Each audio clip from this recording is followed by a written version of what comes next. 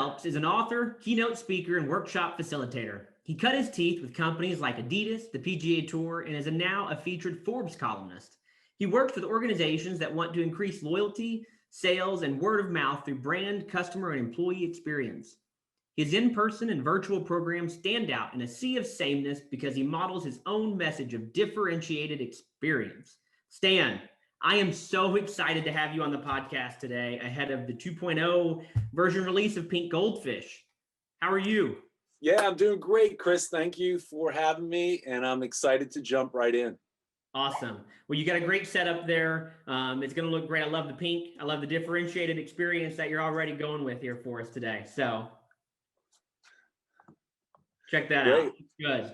Looks good. I might have to ask you at the end what book you're reading, so be thinking about that. Okay, gotcha. So we'll jump right into it, but I found a quote on your LinkedIn summary. Yes, people do read those. That completely sums up why I wanted to have you on the podcast today, Stan. And it was, for me, I felt an instant connection to that, but I actually heard it on a different podcast first, right? Like I listened to you and I thought, wow, I love what this guy's selling, right? Like this is good stuff. And the quote was, differentiation isn't just about what you say, it's about what you do, and more importantly, how you do it and why you do it. So how does one differentiate? So yeah, you differentiate, and we were talking about this before. What you do is becoming harder and harder to stand out on. We live now in a pretty much flat world. So I believe it's not just your product or service, but it's more importantly what you stand for. So being very clear with what your why is, but more importantly, how you deliver that experience to the customers that you serve. And I love that quote. I've even went further here in the last year, maybe a silver lining of the pandemic, to really focus in on it. And a little over, just about a year ago, I created a manifesto, and it's short, and I'll read it to you. Your brand is no longer what you tell people it is. It's the differentiated experience that your employees deliver. It's what you stand for and how your customers feel about you. And most importantly, your brand is what your customers tell others about their experience. And it ends with this: all else is derivative of that and only that. And so, Chris, I firmly believe that it's our duty to try to find ways that we can stand out in what I would call a sea of sameness. And that's how we're going to compete going forward. Well, and one of the other things we talked about pre-show was that differentiation often can be looked at, well, how is this product different, right? Like that's, a lot of people try to compete on product differentiation, when in reality, the product is maybe only a small piece of it. Because at the end of the day, if you're in a competitive market, the product that you have and the product that somebody else has probably does the same thing, right? Or if it's a service-based industry, like what my company does, what you're selling is a probably 80 to 90% a similar product or service, but the rest of it is defined by the people, right? Everything else around it that deliver that experience, right? Where is all the value created? And I'll be honest, Chris, because you mentioned a little bit of my background on the brand side with Adidas and the PGA, and then I spent time on the agency side with a group called IMG, and then a smaller agency called Synergy. And I thought the sun rose and set on just the customer side of the equation, right? That your job of marketing, in the beginning, was 90% of it was trying to get people into the funnel, right? Generate awareness, get that interest, get them to actually make that buying decision. And what I realized that in the last 15 years that marketing has changed so greatly, and that really your brand is what your customers tell others about their experience. And that idea of creating that great experience that makes you referable is the ultimate form of marketing. So instead of focusing all of our time and attention on trying to get people into this funnel, I think, and this is my mission, is to get companies and organizations to spend at least 51% of their time and energy taking care of the customers that they already have, right? Because if you do that and you create a great experience for the customers you have, they will help you bring you the customers you want. And this is nothing new. You ask anyone, what's the best form of Chris, what's the best form of marketing that you could ever do? Word of mouth. Yeah. And here's the thing, and I'm going to end with this before we talk about other elements, is that I think we have, in essence, a math problem. Because most marketers and most leaders would say, all right, acquisition is what we need to do. We don't need to, let's not just focus on retention. We have to make sure we're acquiring, cost per lead, get people into the funnel. Well, here's the difference from a math perspective. There is a huge difference between a traditionally acquired customer and one that comes to us via referral. And it turns out, Chris, that over their lifetime, that referred customer is upwards of 4 times as valuable to the business. And the reasons why are simple. If I'm referred, I typically stay longer, I spend more, up to twice the amount of money over my lifetime. And what do I tend to do more of because I've been referred myself? I refer other people. Right, exactly. In fact, up to twice the, so it's a 4x. And I think sometimes that gets so lost that we're always thinking about, Douglas Burdett, you mentioned the Marketing Book Podcast. He says, it's like marketers are attracted to sex. It's all about the acquisition. And so that's been a real realization for me. I came at it from mostly a marketing perspective, that you need to figure out how to compete based on the experience that you provide and no longer about the promises you make. And that is where it all kind of comes together for me from looking at the talent side of businesses, right? Because that's what Endeavous does. We're focused on helping organizations recruit better. And we used to have the word retention in our name, which was interesting for certain conversations because it's like, wait, you're going to help us attract and retain employees, which is unique because most service providers, we're just there to provide people, right? We get paid on acquisition, right? And what was interesting was the conversation that would take place. Like, no, we're here. We don't want you to have a hiring problem. And you probably have a hiring problem because you have a retention problem, right? And so everything that you're saying right now about customer acquisition, customer retention is 1000% transferable over to the other side of your business when you think about employees, right? Which is what your book Green Goldfish is all about, right? The employee experience. And I'm fortunate that my first company out of college that I went to work for was a company called the Aspire Group. We had Bernie Mullen, who was chief marketing officer of the NBA for a time. He's worked in professional sports across the country. And he believed in the Disney profit chain. That was one of the first things I learned in my training module was we put the customer first and everything else will fall in line. And my thought process is if we put our employees first, right? If we have happy employees, you have happy customers and everything else follows. So can you elaborate on maybe that a little bit?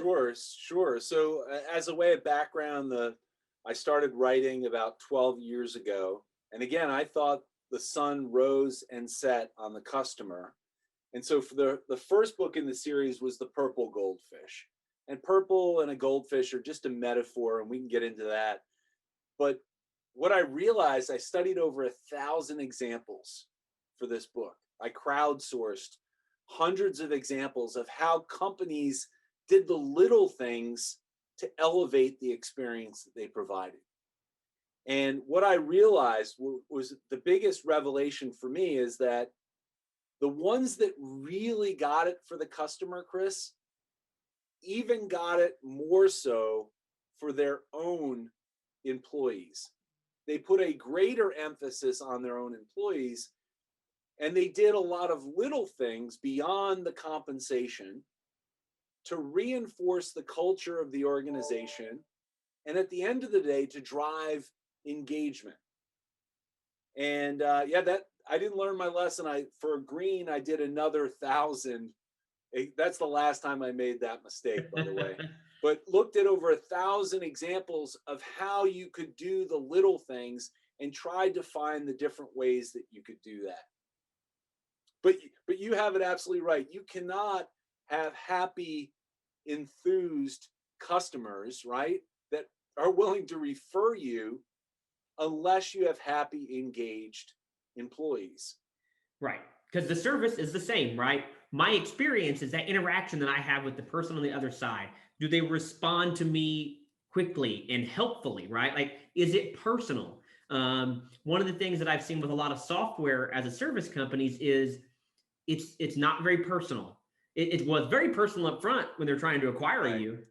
Right. Email, phone call, video calls. It's a bombardment. And what happens is then you become a customer and they say, oh, hey, go watch the videos that we have. And you're like, no, I need help. Like, I need somebody to help me on the other end. We were dealing with this most recently with a vendor of ours. We were just having a password issue. And we found out that it was some setting that had been turned off, but they just kept saying, have you reset cookies? And it just was not personal, right? They weren't talking to us. They were talking at us, and they were saying, Right. have you looked at that? And so that experience piece is so valuable because you want to be able to say, hey, what I got from that, if they treated me that way, I believe that they'll treat you with just as much care and respect for your time, right? So, and that's where the employee piece comes in. And I often talk myself whenever I'm speaking on the talent acquisition side. A lot of companies spend a ton of money on recruitment marketing, job boards like Indeed, and trying to acquire that talent. When in turn, if they would just invest more of that money in the people that they already have, think about that resource for attracting and acquiring talent. Right? Yeah, I mean, one of the stunning things that I think, how you treat somebody, especially in their first few months within an organization, you probably have seen similar research, that people pretty much make a decision very early on whether or not they're going to be with the company for the long term. So to me, where in the Green Goldfish, where it starts is recruiting and onboarding. And I talked with somebody who pioneered executive onboarding, and this is what stunned me. For C-suite executives, without a proper onboarding experience, you lose about 40% of those hires within the first 18 months. Wow. Think about the cost. Yes. It's like a 2.5 multiple of their salary, right? And you're not even accounting for all of the disruption that you have at that key. But what they're able to show from a value perspective, if you actually put together a proper executive 100-day onboarding, right? And it starts before they show up on their first day, that they could reduce that to about 10%.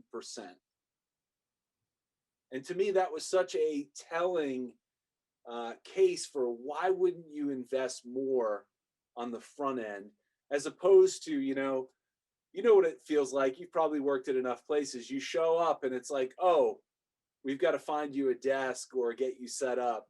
Like, there's not a lot of thought given to that process of getting you involved. So Absolutely. That's just, I have feelings, Stan. Treat me like I do.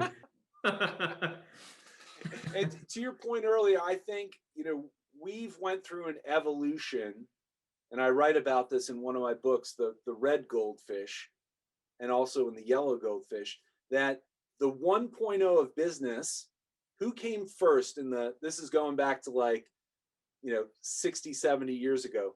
Who was at the center of the business, do you think? 60, 70 years ago. I don't know. You tell me. It was the only purpose of business was to generate return for the shareholder. Sure, So who absolutely. came Sure. first? It was the shareholder, right? And that's where all the decisions were made. And I think around the 1970s, that switched a little bit with Walmart coming onto the scene. You had more progressive thought. And the 2.0 was simply this: we need to put the customer at the center of what we do. And you mentioned this before. And if we do that, then profit will result as, and the 3.0, and you mentioned it beautifully, this started to happen around the 1990s. There was an acknowledgement that it all starts internally. And we need to build a culture of engagement. So we need to put our employees at the center of everything we do. That extends out to the customers and ultimately extends to the bottom line. I think the 4.0, Chris, and this is in the 2010s, and I'll credit Simon Sinek for really driving this, is that really maybe what we should put right at the center of what we do is the purpose and the why we exist. Because that's going to resonate with your employees, that will flow out to your customers, and ultimately drive value with all of the stakeholders for that organization. Absolutely. And I can't imagine if you ask that question to a lot of individuals at like high growth companies, like, why do we exist? I wonder how many of them say to get sold or to be bought, right? Right. Like to be acquired. Because if that is your sole purpose, you probably don't have a business model that has long-term staying power. It's probably more of a flash in the pan type situation. And you mentioned um, another book for me that kind of transformed my way of thinking. You probably won't be able to see but it says "People Over Profit." I don't know if you can see that, by Dale Partridge, and it's a book that I reference quite often as well. But he kind of goes through all those experiences, and he provides case studies in the book. He talks about the Ford Pinto disaster and how Ford was able to reinvent themselves post-recession 2008. He talks about Tyson Foods. He talks about brands that people know and brands that people don't know, right? So similar to your case study type situations, but there's so much out there, and you can't afford to not put your people first. You just can't anymore. So let's switch gears a little bit, Stan. I want to talk about an uncomfortable subject for most, and it's something that always comes up in interviews, and I bet it's probably one of the most Googled search terms with relation to Right. how do I prepare for an interview? And it's weakness and weaknesses, and how do I talk about my weaknesses? What are my weaknesses? So can you talk about what we do with our weaknesses, Stan? Yeah, so this is right at the heart of Pink Goldfish, and you mentioned we're working on right now the 2.0, which is coming out, and the subtitle is "Defy Normal, Exploit Imperfection." And here's the thing: what we found is, for great companies, that your flaws are actually the things that make you awesome, or as we call it in the book, flawsome. So we need to understand, this is a central point from my co-author, David Rendell. He wrote a great book called Freak Factor, which really talks about this idea that every weakness has a corresponding strength. And the idea that what makes us weird, right, that sometimes we hide from, are the things that actually make us wonderful. And so I'm so glad you touched on weakness, because here is the thing. there is a reason why how-to books will never go out of print, because they never, ever work for the most part. Because it's so difficult to change who we are, right? What we advocate for in Pink Goldfish from an organizational or a personal perspective is, how do you understand the values that your perceived weakness has? Because again, there's always a corresponding strength. And how do you learn to either double or triple down on those things? Or how do you align with others in the organization to complement your strengths and, where you might be weaker potentially perceived wise in some areas? So I think that is the biggest sin that we tell people, is that you have to always be working on your weaknesses and trying to push them down or correct them, because it's a recipe for disaster, in my opinion. Well, it kind of creates that conversation around pushing everybody to the middle, right?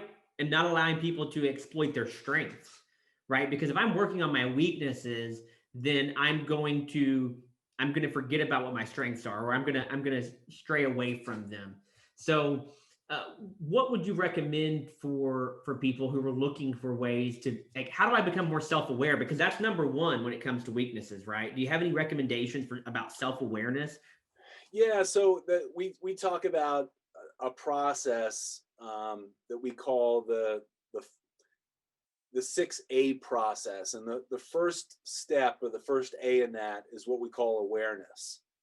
So it's looking in the mirror, and in the book we actually have an assessment where you look at 40 different strengths. So it's important to understand what your perceived strengths are, but then also to look at your weaknesses. And then what's interesting is, this is going to be a spoiler alert, we actually overlay all 40 of those. And the funny thing is, people a lot of times will have, out of the 40, will have pairs where they picked both the weakness and the strength, right? So it's looking in the mirror and trying to do that assessment. But I would tell you this, it's also asking other people how they view you. So from an organizational perspective, we say absolutely ask your customers, but also ask your employees, right? What makes you different? Because they've worked in other places. I would also say this, ask your partners and suppliers, because not only do they often work with you, they're working with your competition, and they have unique insight to what makes you different. So it starts with what we call the awareness process, but you have to then take the second step, and we call that acceptance, right? Don't try to change who you are. Like, wrap your arms around it and accept it, and we dare say, like, appreciate it. And that, I think those are the first two steps in terms of, we say, thinking differently about who we are. And then the remaining A's are about, how do you act differently? How do you actually put that into action? Because it's really not about what we say, it's about, again, about what we do. 100%. And it's, those are hard topics to have with ourselves, right? And if you're an owner of an organization, or you're looking at it from a personal perspective, but like to say, hey, we're not very good at this, and be able to admit to ourselves that, you know what, that's right. Like, admitting fault is one of the hardest things that people do. And in my opinion, self-awareness and admittance is probably one of the two strongest things that you can do for your organization and personally, to develop yourself, like to continue to grow. You can't grow without self-awareness. Right. Right. Like, And you have to acknowledge that you don't have to be for all people, right? You need to be great at what your most valuable customers appreciate, right? You also don't have to do everything. You know, it takes sacrifice as well. To do more of some things requires you to do less of others, right? We don't have unlimited time, energy, and resources. So we need to focus on being great at what our customers value the most and what our employees value the most. And here's the thing, this takes courage. Be unapologetically awful at the things that don't matter. That's an interesting one. So how do you determine what matters and what doesn't, Stan? So I think it's part of it is, and we have a whole exercise that we talk about as part of the process, is really dialing in on what your customers and your employees value. So we do this thing called attribute mapping. So what are the most important things? And we know this, at the end of the day, if we listed 6 or 7 things, those 6 or 7 things are not equal. There's always 1 or 2 things that rise to the top, right? And likewise, there's a couple things that we may have thought were important that we did just because they were quote unquote normal that no one even cares about. So going through that process and making sure you validate it with your employees and customers, not just what you think, right?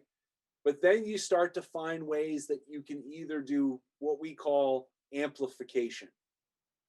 And amplification in some areas means turning the dial all the way up, right? And doubling and tripling down on those 1 or 2 things that you want to be known for. But here's the thing, it also requires you to turn it all the way down, sometimes to 0. And that's where it becomes difficult because, we don't want to hurt people's feelings. We want to be great at everything that we do. But we have to admit, to your point of admitting, if we try to be great at everything, we're going to be mediocre at best at some things. Absolutely. I couldn't agree more, Stan. So it's funny, in my script, I'm reading, and one of the questions that I had as far as a topic says is in recruitment marketing, I believe the most powerful tool that is available for you is word of mouth. But you know what? We've already scrapped that question because we've already determined that the most powerful tool that we have as a business is word of mouth, right? Absolutely. But how do companies, and we've kind of talked about it a little bit, but how do companies do a better job of harnessing that power and like creating something out of it? Well, here's the things. This is a stunning stat as well. So, typically, about 6 to 7% of applicants are referrals by employees within an organization. So 93% through a job site, whatever, 6 to 7% via referral. But the research I've seen is that those referrals account for about 40 to 42% of all of the hires. So, and you have a built-in, when somebody has vouched for somebody internally, they're putting a little bit of their reputation on the line, but it's an assessment that they know that person, and that person has a frame of reference for when they enter the organization. And so I think it's absolutely vital that you're tapping in to your current employees and making sure that they're involved in the recruitment. I think it's best to do it in a way where it doesn't feel gamed, right? It shouldn't just be about the incentive or the bonus that you get, because then people will start to game it. But it should be, we value your input and we're welcoming your recommendations and referrals for candidates. That's an interesting one. When you talk about the gaming of it, because I think that immediately, if you have to gamify it, you have a culture problem. And here's why. If you have to gamify it, Stan, then you're admitting that your employees don't feel all that great about the company that you work at. Because I know if there's something in my life that I am a huge fan of, for example, I'm a huge Eric Church fan. He's a country music singer. And I will tell anybody that if you haven't, if you don't like country music, go listen to Eric Church because it's different. It's unique. That's my guy. I believe in it. I have Right. other things that I'm the same way about. And so if I feel a certain way about my organization, then I will tell other people about it. Like, come, you need to come work for me. Like, come work for us. Work here because I enjoy it and I believe in it. Not like once you have to start paying people or putting in a reward system just for that so that they will refer people. You're right. It becomes less authentic, and I'm a huge believer that authenticity is a huge like area of emphasis that companies need to have. In fact, it shouldn't even be an area of emphasis. It should just be who you are, Right. right? Right. Unfortunately, marketing Right. sometimes doesn't do a great job of being authentic, whether it's because they're being told or because they're trying to maybe sell something that doesn't exist for the hope that it will eventually, right? Right. So it's just that I think your point about the 6 to 7%, and I bet that the number of people, I bet that 40% number is honestly lower. I I would say, I'd love for that to be the case because if we did, I don't know that my business would have a reason for existing. But I'm a huge believer in that, and I think it probably is not probably that different when we think about company referrals, right? If somebody comes to me, I would say at Endeavor, probably 5 to 10% of our business comes from referral, or the conversations that we have come from those referrals, but it's the Right. majority of our business, right? Right. The majority of our best business is because somebody else said you should talk to them. I call it the vouch for principle. When somebody stands up and vouches for you, the V4 principle, um, or vouch for principle, it's so powerful. I'll never forget. I heard a former executive of Marriott, and he was talking about one of the little benefits that they do at Marriott is that if you're a worker, as part of like your 8-hour shift, they would give you a meal.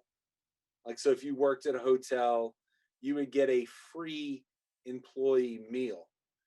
And this former C-suite executive, he says, that was really strategic on the part of Marriott because they wanted those employees when they were sitting at home with friends or family to be able to talk about that little thing that they got. And all of a sudden the other people are like, I work for, Hilton, and Hilton, doesn't do that for me. And he talked about what he called WOMP, word of marketing potential. And that was the reason why they did that. So I think it's about the experience that you provide for your employees. Again, it should be beyond the dollars. So I'm not a big, to your point, incentivize those referrals. But if you create a great experience for your employees, if you treat your employees like they matter, they will. Couldn't agree more. I'm usually staunchly in disagreement with sign-on bonuses for hard to fill positions because it's it's an attraction strategy that puts somebody in place for the wrong reason, right? Because they're saying, I want that money, not I want to come work for you. Right. And you're potentially attracting the wrong people, right? You are attracting the wrong people the majority of the time because they're coming to work for you for currency and not because they want to necessarily. So, that's just one small example of what I typically tell companies is, look, why are you doing sign-on bonuses? What is actually the problem? Because that's a reaction to a problem. Mm, What can we do right. to be proactive to avoid having to shell out $5, $10, $20,000 bonuses? Right. How can we keep people, there and create something different for them? So we're getting close to the end. So I do want to, while we've talked a lot of pink goldfish, One of your more recent 2.0s is green goldfish. We've kind of already talked about it a little bit, but I was perusing the website, your website, was looking at your blogs, and you had a recent one about workplace flexibility. And Mm, it's a topic that is top of mind for me as somebody that's been able to be a work from home person pre-COVID. I've been in this situation since 2018, and I find that working at home is a different experience versus working in an office. Um, a lot of positives in my mind. There are a few negatives, but right.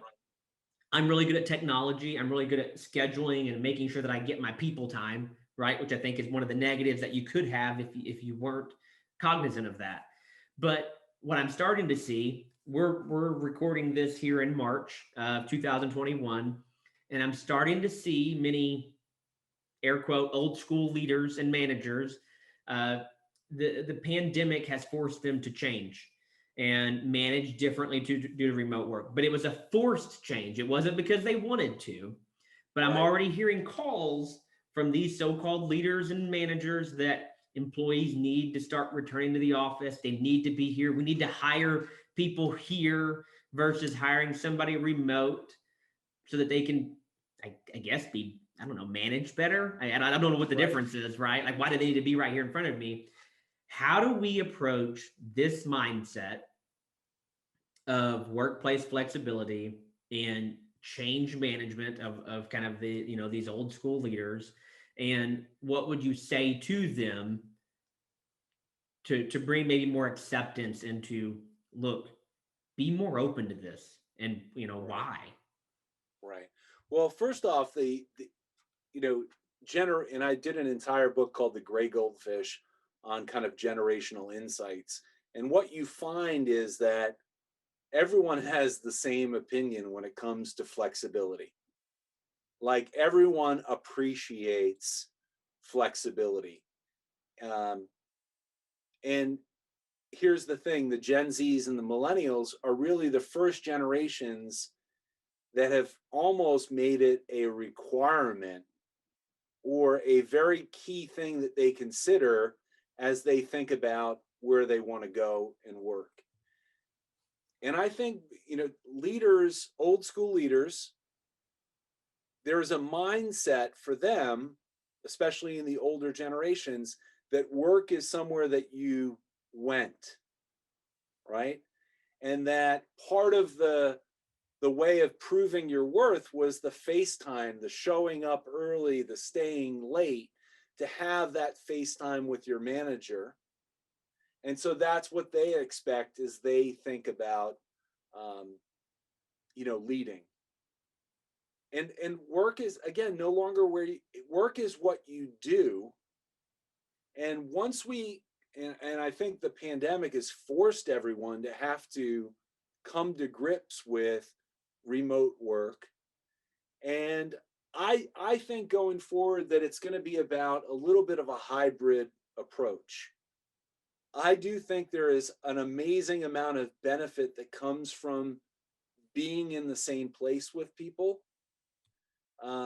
But there's also, again, people are happier, they're more productive when they're given that flexibility to do the work on their own terms.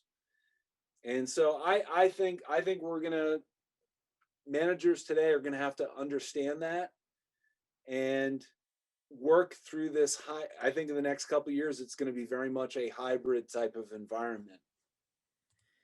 As somebody that has went through it myself, my thought would be, if you need to have somebody in front of you to determine whether or not you're a leader or a manager, you're probably not a very good at either of those things as you think that you are, right? Because if you are a good leader, you understand how to put your people first and make Right. sure that you're having those interactions with them, making sure that you have accountability.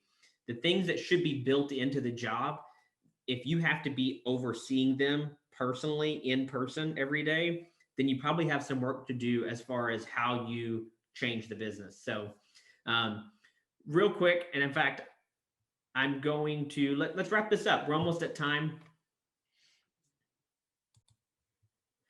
All right, Stan. Well, it's about time for us to wrap here today. I could probably continue on the rest of the afternoon with this conversation because all of these things are something that I'm very passionate about: differentiation, experience, brand transformation, because I believe that everything, it has the ability to evolve and improve. But why don't you tell our listeners where they should pick up, where they can pick up Pink Goldfish 2.0, and what I think maybe we mentioned in the early ongoing that there may be a special offer. So why don't you share that with them, Stan? Yeah, so all of my books in the Goldfish series, this is the 17th one, is Pink Goldfish 2.0. Can be found on Amazon. That's the exclusive place that I go for my books, ebooks, and even some of them are audio books. So Audible. Oh, awesome. And here's the offer. I'm happy to do this. If you enjoyed what you heard, reach out to me on LinkedIn, connect, mention the Talent Tide podcast, and I will send you, it may not be purple, but I will send you one of these really cool mini books as a little bit of lanyap, a little something extra. So that's my offer. Reach out and connect, and happy to send you a mini book anywhere in the world. Oh, nice. And is that the best way for them to get in touch with you, or what's the website, I guess, Stan? So my website is stanphelps.com. Perfect. stanphelps.com. Check it out. He's got a lot of good blogs, as well as kind of an addition to what you see from the books and all the other media and collateral that Stan does. And that's a wrap on another episode of the Talent Tide podcast. Please be sure to like, subscribe, and rate wherever you listen or watch the podcast, from Apple to Spotify to YouTube. And remember, success is on the other side of fear. Thank you. The Talent Tide podcast is sponsored by Endeavous. Endeavous is a full-service recruiting firm offering a broad range of solutions, from professional contracting to retained and contingency search to recruitment outsourcing. Endeavous prides itself on its core values of being bold, accountable, help first, passionate, and results driven to ensure the talent we bring to our partners matches their core values and overall mission. For more information, please visit endeavous.com. That is ENDEVIS.com.